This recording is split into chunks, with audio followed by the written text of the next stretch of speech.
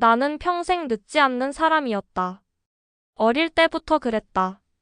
학교에도 늦지 않았고, 군대에서도, 회사에서도 단 한 번도 지각으로 누군가에게 혼난 적이 없었다.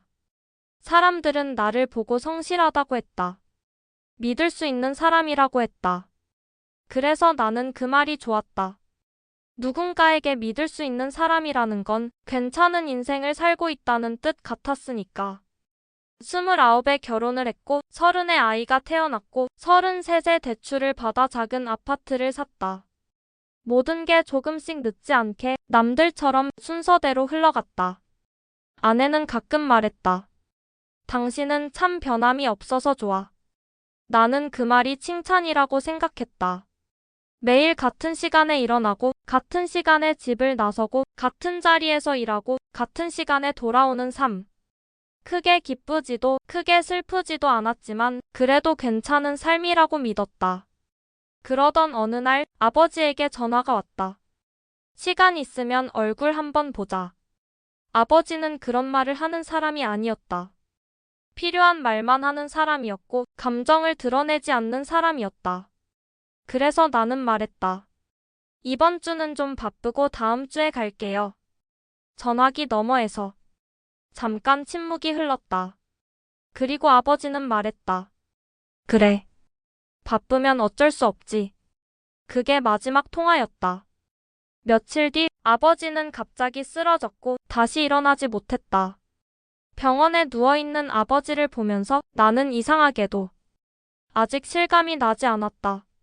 항상 거기 있을 것 같던 사람이 조용히 누워 있었다. 나는 병실 의자에 앉아 아버지 얼굴을 한참 바라봤다.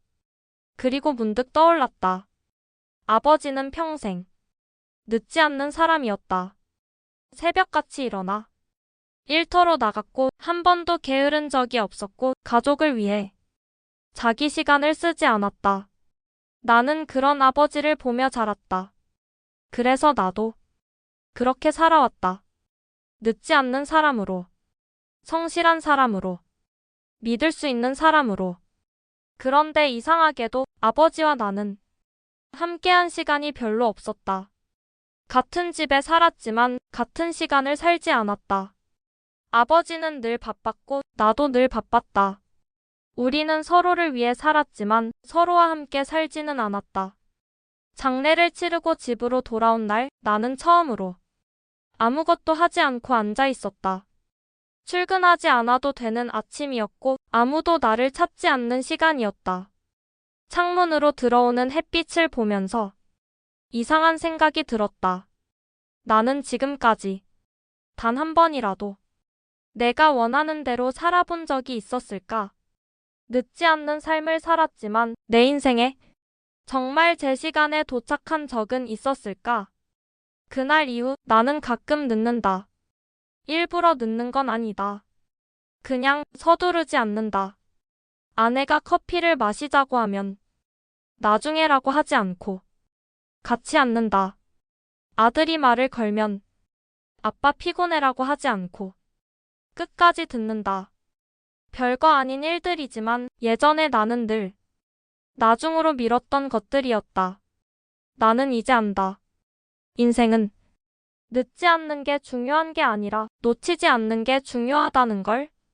우리는 늘 중요한 것들을 나중으로 미룬다. 가족과의 시간도, 하고 싶었던 일도, 하고 싶었던 말도 다음에라는 말로 남겨둔다. 하지만 어떤 다음은 오지 않는다. 아버지가 나에게 그랬던 것처럼 나는 여전히 성실한 사람이다. 여전히 믿을 수 있는 사람으로 살고 있다. 하지만 이제는 내 인생에도 늦지 않으려고 한다. 누군가에게 좋은 사람이 되는 것보다 내 삶을 놓치지 않는 사람이 되는 것. 그게 내가 조금 늦게 배운 인생의 가장 중요한 일이었다.